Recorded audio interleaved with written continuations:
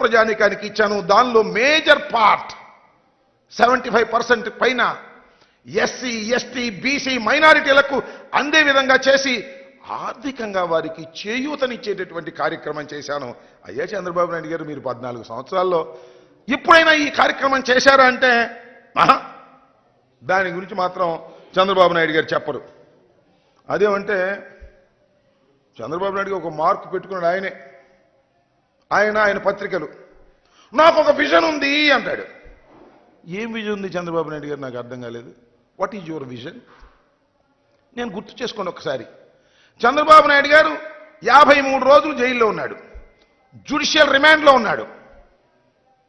కేసులో పట్టుబడి ప్రాథమిక సాక్ష్యాధారాలన్నీ ఉన్న తర్వాత న్యాయస్థానాలు వారిని రాజమండ్రి సెంట్రల్ జైలుకి పంపితే 53 రోజులు ఉన్నాడు.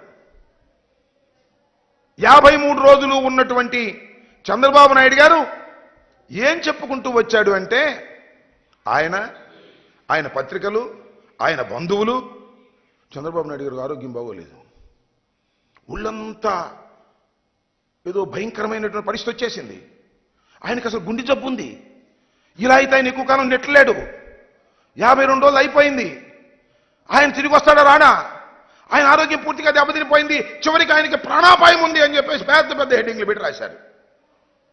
బయటకు వచ్చాడు, ఏమండి ప్రాణాపాయం ఉంది ఆయనకి? ఏంటి ఆయన విజను? లోపలుంటే ఏడుపులు పెడబొబ్బలు, బయటికి వస్తే అరుపులు కేకలు. ఇందుకన్నా ఏమైనా ఉందా? ఆపరేషన్ అని ఆపరేషన్ కోసం వచ్చాడు, ఆపరేషన్ చేయించుకోండి, మళ్ళీ హాస్పిటల్కి వెళ్ళలేదు, అది వేరే విషయం అనుకోండి. అంటే ఏమిటి దాని అర్థం? చంద్రబాబు నాయుడు గారి విజన్ ఏమిటాయంటే అందితే జుట్టు, అందకపోతే కాళ్ళు. దట్ ఈజ్ చంద్రబాబు నాయుడు గారి విజన్ అని మనం చేస్తున్నా. అలాంటి విజన్ని చంద్రబాబు నాయుడు గారు ఈ రోజున చేశారు. ఇలాంటి విజన్ చేసినటువంటి చంద్రబాబు నాయుడు గారు ఇవాళ రకరకాలుగా చెప్తున్నాడు. ఇంకొక విజన్ ఉంది ఆయన దగ్గర, ఎన్నికలకు ముందు మేనిఫెస్టో రిలీజ్ చేసే విజన్. దస్తాలు మేనిఫెస్టో రిలీజ్ చేస్తాడు, లేనిపోని అన్నీ చెబుతాడు, దానిలో పొందుపరుస్తాడు.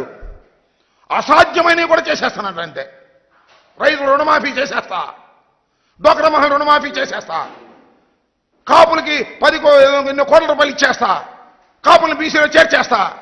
అసాధ్యమైనటువంటి విషయాలను, సాధ్యం కానటువంటి విషయాలను అన్నిటినీ మేనిఫెస్టోలో పొందుపరుస్తాడు, రిలీజ్ చేస్తాడు. That is his vision. ఎన్నికలు అయిపోతాయి, గెలుస్తాడు అనుకోండి, ఆ మేనిఫెస్టోని మాయం చేసేస్తాడు, ఆ మేనిఫెస్టోని వెబ్సైట్ నుంచి తీసేస్తాడు, ఎక్కడ ఉంటే అవి కొనుక్కొచ్చి తగలేసేస్తాడు. This is the vision of Chandrababu Naidu garu. Chandrababu Naidu గారి విజన్ ఇది. మేనిఫెస్టో రిలీజ్ చేయటం, ఎన్నికల్లో గెలిపిస్తే మేనిఫెస్టోని మాయం చేసేటటువంటి విజన్ కలిగినటువంటి వ్యక్తి చంద్రబాబు నాయుడు గారు. అదేమంటే చంద్రబాబు నాయుడు గారు అంటున్నాడు, నాది విజన్, జగన్ది పాయిజన్. బాగుంది కదా డైలాగు? ఈయనది విజన్ అంట, జగన్మోహన్ రెడ్డి గారిది పాయిజన్ అంట. ఏమయ్యా జగన్మోహన్ రెడ్డి గారిది పాయిజన్ ఎలా అయిద్దయ్యా? 2,53,00,000 కోట్ల రూపాయలు